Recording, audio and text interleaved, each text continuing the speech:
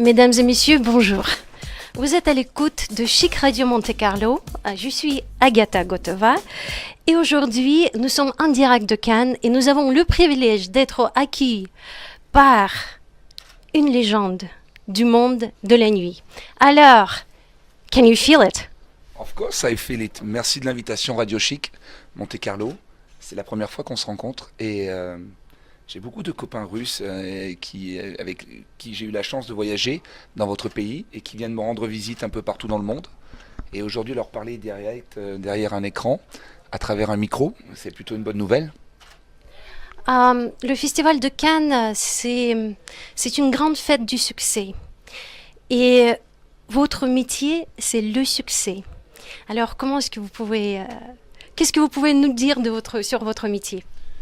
Sur mon métier, c'est une histoire de passion. C'est comme les histoires d'amour, c'est comme les histoires qui durent. C'est une construction d'une passion au quotidien. Je ne crois pas que ce soit le Festival de Cannes, à la base, était le Festival du cinéma. Il l'est encore, mais pas seulement. Aujourd'hui, le Festival de Cannes, c'est le Festival des arts en général. Tous les gens qui expriment quelque chose sur cette planète, rockstar, rapstar, popstar, designer, écrivain, sculpteur, tous les gens qui dégagent, top modèle, tous les gens qui dégagent quelque chose d'artistique très fort viennent à Cannes pour montrer leur art, exprimer leur mode de fonctionnement et partager, communier avec le public. Cannes est le plus grand événement au monde après les Jeux Olympiques. C'est pas un hasard. C'est parce que les gens vivent une expérience à Cannes qui est à nul autre pareil. C'est une météorite qui dure 11 jours, mais ces 11 jours, on travaille pratiquement une année pour la préparer. Et c'est une émotion, une décharge d'adrénaline à nul autre pareil. C'est unique, Cannes. Le Festival de Cannes, c'est la fête du grand cinéma, mais non seulement. Non seulement le cinéma, mais de tout ce qui est art et tout ce qui a du talent, du succès dans le monde de l'art.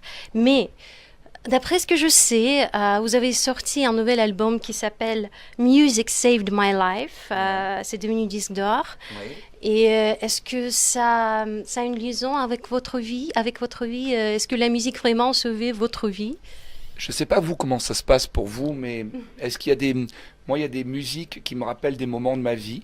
Et il y a des odeurs qui me rappellent des moments de ma vie aussi, des endroits qui éveillent des souvenirs, qui me rappellent la rue dans laquelle je suis né, la ville dans laquelle j'ai grandi, les amis avec qui je prenais le bus pour aller à l'école, toutes ces choses-là, ces émotions. Et la musique a toujours été une pierre angulaire de la construction de la pyramide, à des moments clés de ma vie, dans des moments de réussite, dans des moments plus difficiles. Il y a toujours eu une musique qui m'a permis de franchir le pas, qui m'a permis de construire. Et quand j'ai écrit cet album Music Save My Life, j'étais à une période de ma vie où j'avais donné beaucoup de choses pour le clubbing, j'avais encore envie d'en donner beaucoup, mais je savais que j'étais enfin prêt et enfin mûr à faire plus qu'un single comme Can You Feel It. Parce que Can You Feel It a été numéro 1 dans 9 pays, a été connu dans le monde entier, mais je n'arrivais pas à écrire la suite. Et Music Save My Life a été l'album qui m'a permis de franchir le pas entre quelqu'un qui peut avoir une idée, une émotion et construire un hit, et quelqu'un qui peut devenir vraiment assumer cette position artistique et pouvoir monter sur scène, rencontrer un public, faire des tournées dans le monde, travailler avec d'autres artistes majeurs, vivre une expérience, écrire et chanter. C'était ça mon rêve. Et j'ai pu réaliser mon rêve grâce à cet album. Mais lorsque vous montez sur scène, est-ce que vous ressentez le trac? Toujours, toujours. Toujours. Vous savez, il y a une grande phrase en français d'un artiste qui dit à un autre, il y a un artiste qui monte sur scène et qui dit « moi j'ai pas le trac ». Et la personne qui a plus d'expérience se retourne vers lui, elle lui dit « ne t'inquiète pas, ça viendra avec le talent ». Alors quelqu'un qui n'a pas le trac, c'est quelqu'un qui n'a pas du talent. Voilà, pour moi, c'est ça. Mais qu'est-ce que vous faites pour le combattre? J'essaie d'aller chercher chez les gens la communion, l'échange. Le trac, c'est quelque chose, c'est pervers, mais c'est nécessaire. Avoir peur, c'est nécessaire. Douter, c'est nécessaire. Le doute est un moteur. Je crois que les gens qui ne doutent pas sont des gens malheureux, sont des gens qui n'avancent pas, qui ne font rien de leur vie. Le doute permet de remettre tout en question et de jamais croire que ça t'appartient, parce que rien n'appartient à personne, et surtout pas le succès. Alors le succès, il faut aller le chercher tous les jours dans les clubs, il faut aller le chercher tous les jours dans la vie privée, dans l'amour, il faut aller le chercher tous les jours dans la musique. C'est une partie essentielle de l'être humain. Et moi, j'aime pas les gens arrogants, prétentieux, qui croient que que c'est normal. Rien n'est normal. Doit être mérité, travaillé, répété, peaufiné pour les détails. Et rien n'est acquéri. Et à chaque fois, lorsque vous sortez sur scène, vous devez conquérir le public de nouveau. Toujours. Toujours parce que même quand tu arrives devant un public qui t'attend, qui t'aime, le plus dur pour moi, ça a été d'arriver dans des pays où ma musique n'était pas sortie. Et là, les gens regardent une personne, une forme humaine, et j'ai pu compenser le fait qu'ils ne connaissent pas certaines de mes chansons par l'énergie que je donnais aux gens sur scène et la générosité. Tu donnes tout ce que tu as, ton maximum. Et à un moment, les gens viennent te rejoindre. Et puis des fois, tu arrives dans un public qui connaît par cœur tes chansons, et ce soir-là, le courant ne passe pas. Et là, il faut donner encore plus pour trouver. Et puis des fois, les gens t'aiment bien, les gens t'aiment, te regardent, mais restent comme ça. Parce que c'est leur mode d'expression, parce qu'ils tapent pas dans les mains, etc. Et toi, il faut que tu trouves la manière de les décoincer. Parce que souvent, je ne sais pas comment ça se passe chez vous, mais il y a une forme dans certaines villes en France de snobisme.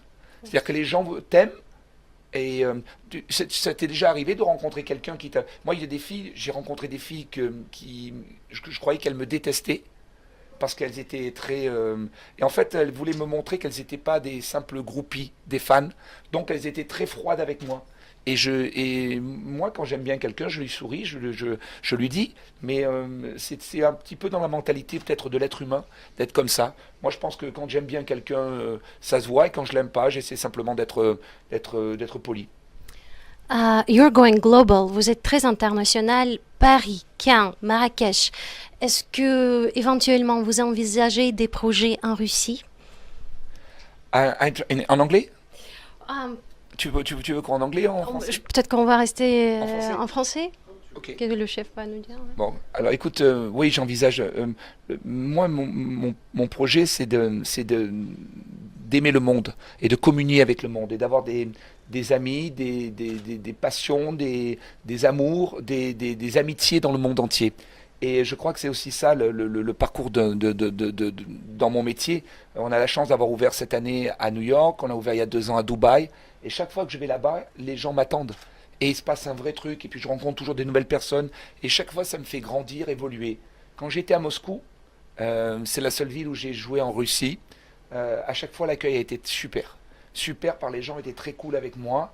Et je me dis, mais bien sûr, Moscou, Saint-Pétersbourg, plein d'autres villes. Je t'ai parlé de l'Ukraine tout à l'heure, puisque j'ai eu des demandes pour des dates en Ukraine. Je vois qu'il y a des artistes qui ne fonctionnent pas du tout en France et qui remplissent des salles entières en Russie. Et pour moi, ça c'était super étonnant.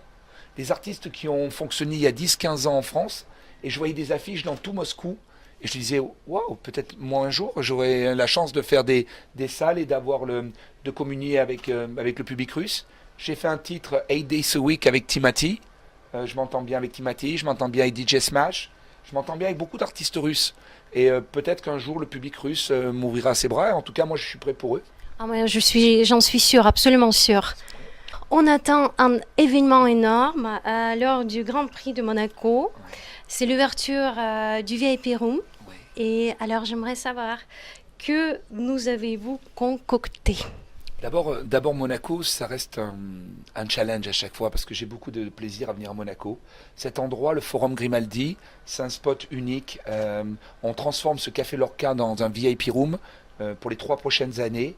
Et ce spot avec la terrasse sur la baie de Monaco avec tous les bateaux, moi je trouve que c'est sûrement le plus bel endroit de Monaco. J'adore cet endroit. Ensuite, cette année, on a dit qu'on allait vraiment mettre de la force dans notre projet. La rencontre avec Radio Chic, c'est déjà une bonne nouvelle parce que je sais ce que la présence du public russe à Monaco. Je vois tout ce qui se passe, même pour le football, pour plein de choses. C'est une bonne nouvelle pour la principauté, tout ce qui est arrivé ces dernières années. Snoop Dogg n'était jamais venu à Monaco. On va faire l'ouverture du Grand Prix de Monaco le vendredi soir avec Snoop Dogg qui va venir faire une performance. Et ça, je crois que le public devrait s'en souvenir. Le samedi soir, pour la soirée de Radio Chic, Paris Hilton, parce que Paris, elle a dépassé le cadre d'être la fille Hilton. Elle a dépassé. Pendant longtemps, les gens se sont demandé ce qu'elle allait faire de sa vie. Et c'est une redoutable femme d'affaires. C'est une fille de de grand cœur. C'est quelqu'un qui est très généreux avec le public, qui donne beaucoup de temps, de photos. Et c'est quelqu'un qui a du talent dans la musique et qui a joué hier soir ici à Cannes, au VIP Room. Et au platine, elle est incroyable. Vraiment, c'est une artiste incroyable. Et vous allez être très surpris pendant la fête Radio Chic quand elle va mixer. Parce que c'est un véritable talent. Et puis le dimanche soir, on prépare une clôture avec, j'espère, vous annoncer très bientôt une très très grosse surprise à Monaco. Alors, à très bientôt à Monaco, à VIP Room avec Jean Rock et Chic Radio. Chic Radio Only. Merci beaucoup. Merci.